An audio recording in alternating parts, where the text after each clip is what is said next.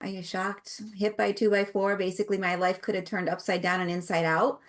And I discovered, after a lot of digging, because that's my personality is more, if I have a problem, I'm going to figure out what the heck is going on. I discovered uh, Judith Orloff, sensitivity. And then yeah, no, I'm not really sensitive. And then I discovered the 30 traits of an empath.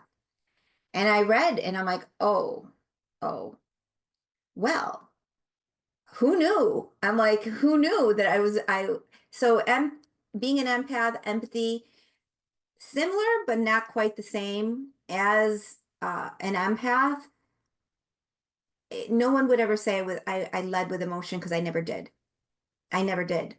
I always could sense what was going on. I could understand the person where they're coming from. I could become that person. So I was good at consulting. I was good at seeing the bigger picture and shifting the way someone was processing their life. People would tell me their stories. My husband is like, I don't know what is wrong with you, but when you go to a conference and then you hear this person you meet and then they tell you the story that is like the most dramatic uh, trauma in their life and they're sharing it with you, he goes, I don't know what's wrong with you. I'm like, I don't know. I go, I don't mind. It's fine. But it wasn't till my little 2x4, my little like crash in my late 30s that I thought, what is going on? Like I feel like I don't know who I am. I don't know what this is about. And I've always had my pulse on, or at least I thought I had my pulse on it.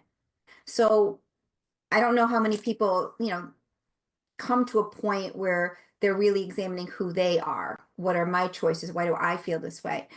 And I'm sure they don't lead with that. It's not visible to the world. But for some of us, it's very important and valuable because you feel like you're kind of like dangling, you kind of lost your way. You might show up as successful, but you don't feel successful on the inside.